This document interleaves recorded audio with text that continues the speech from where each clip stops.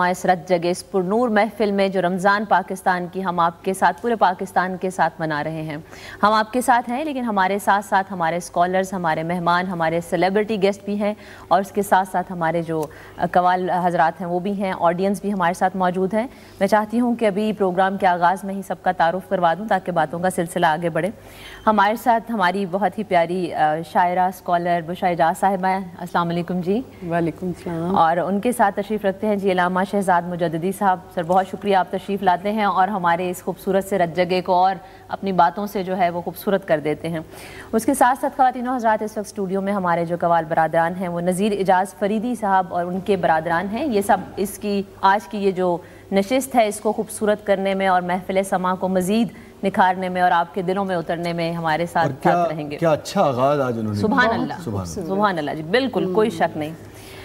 اس کے ساتھ ہی میں آپ کو بتاتی چلوں کہ جی ہمارے ساتھ آج کی اس پرنور محفل سما میں اس محفل میں ہماری سیلیبریٹی گیسٹ بھی موجود ہیں اور ان سے بھی ہم بات کریں گے اپنے ٹاپک کے حوالے سے بھی اور ان کے حوالے سے بھی، رمضان المبارک کے حوالے سے بھی.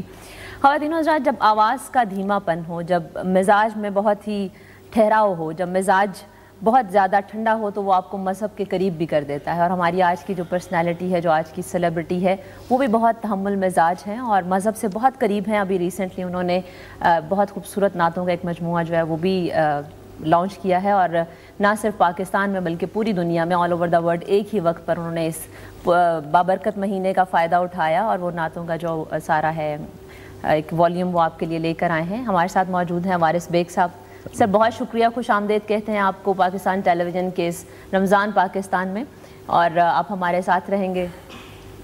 اس کے ساتھ ساتھ آپ کو بتاتے چلیں کہ جی ہمارا آج کا ٹاپک ہے انسان اور انسان کی جو تخلیق ہے اگر اس کی ہم بات کریں.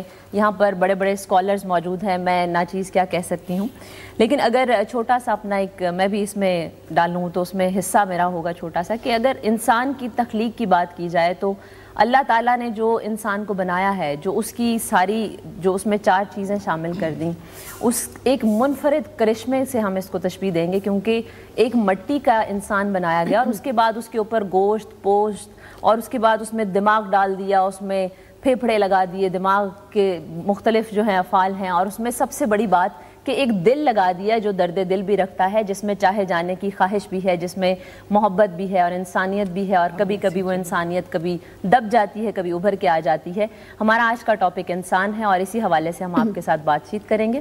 باقی سامعہ خان آپ ہمارے ساتھ ہیں اور یقیناً آپ بھی آج کے موضوع کے حوالے سے اور کچھ کہنا چاہیں گی. تھینک یو سو مچ صوفیہ.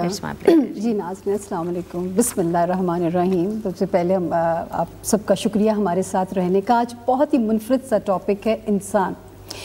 اللہ تعالیٰ کی اس وسیع و عریض کائنات میں سب سے جو اشرف مخلوق ہے وہ ہے انسان. یہی مقام انسانیت ہے جسے احسن تقویم بنایا گیا. اللہ تعالیٰ نے انسان کو پیدا کیا اپنی ذات کے اظہار کے لیے تاکہ وہ کائنات اور کائنات کے خالق پہ غور کر سکے اور پھر اسی انسان کے ذریعے اس نے اپنا اور اپنی مخلوق کا تعارف کرایا. اور پھر اللہ تعالیٰ نے اپنے نام کے ساتھ انسان کا اسم اور اپنے کلمے کے ساتھ انسان کا اسم بلند کیا اور اسی انسانی قلب کے اوپر جو ہے وہ اس نے اپنا کلام نازل کیا اور پھر اسی انسان کے ذریعے اپنے دین کی تبلیغ فرمائی انسانوں کے لیے. اللہ تعالیٰ نے انسان کو بہت بلند مقام عطا کیا، انسان کے آگے فرشتوں کو جھکا دیا. اللہ نے اپنا گھر بھی انسانوں کے ذریعے بنایا لیکن پھر بھی آپ دیکھیے کہ انسان کے اللہ تعالیٰ کے ذکر کے لیے انسان کا جو دل ہے اس کی یاد کے لیے انسان کا قلب کتنا ضروری ہے. اور ناظرین اللہ کے ہاں بھی انسانوں کے تذکرے ہوتے ہیں. جب ہم اللہ کا ذکر کرتے ہیں تو اس کے ارشاد کے مطابق وہ بھی ہمارا ذکر کرتا ہے.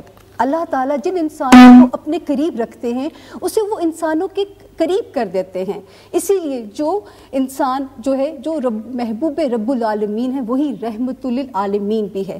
اللہ تعالیٰ کا ارشاد ہے کہ جس نے انسانوں کا شکریہ ادا نہ کیا وہ میرا شکر گزار کیسے ہو سکتا ہے.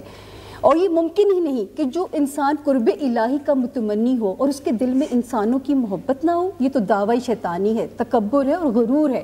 آپ دیکھیے کہ جب ابلیس نے انکار کیا انسان کو تسلیم کرنے سے تو اس کے ساتھ ساری اس کی سالوں کی عبادتیں رائگاں چلی گئی تھیں۔